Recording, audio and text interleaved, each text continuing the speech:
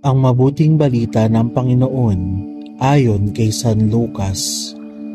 Dumating noon ng ilang Pariseo, sinabi nila kay Jesus, "Umalis ka rito, sapagkat ibig kang ipapatay ni Herodes." At sumagot siya, "Sabihin ninyo sa alamid na iyon na nagpapalayas ako ngayon ng mga demonyo at nagpapagaling. Bukas ay gayon din, sa 3 araw, tatapusin ko ang aking gawain. Ngunit dapat akong magpatuloy sa aking lakad ngayon, bukas at sa makalawa, sapagkat hindi dapat mamatay sa labas ng Jerusalem ang isang propeta.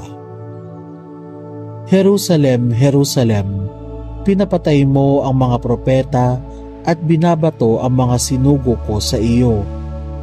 Makailan kong sinikap na kupkupin ng inyong mga mamamayan gaya ng paglukob ng isang inahin sa kanyang mga sisiw, ngunit ayaw mo, kaya't lubos kang pababayaan.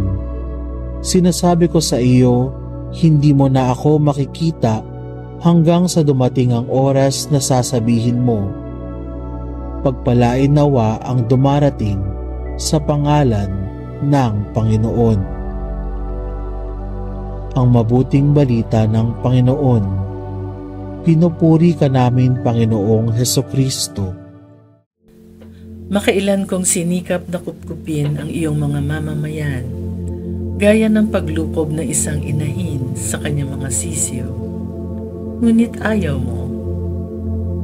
Nanangis si Jesus dahil sa katigasan ng puso ng mga mamamayan ng Jerusalem. Sa kabila ng kanyang kahangahangang mga gawa, tulad ng pagpapalaya sa mga demonyo at pagpapagaling sa may sakit, gayon din ang kanyang nakamamanghang pangangaral, tila di makahulagpo sa mga tao sa bitag ng kasamaan.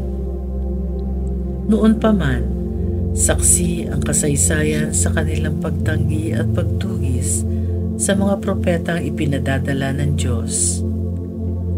Pinapatay at binato ang mga sugo dahil hindi nila gusto ang mensahe ng mga ito. Inayawan nila ang pag-ibig ng Diyos sa maraming pagkakataon. Darating at haharapin ng Jerusalem ang kinahinatnan ng pagtalikod sa Diyos.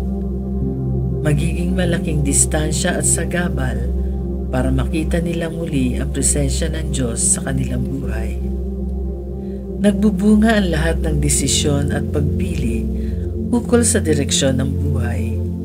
Ang bunga ng kawalang katapatan ay kapahamakan.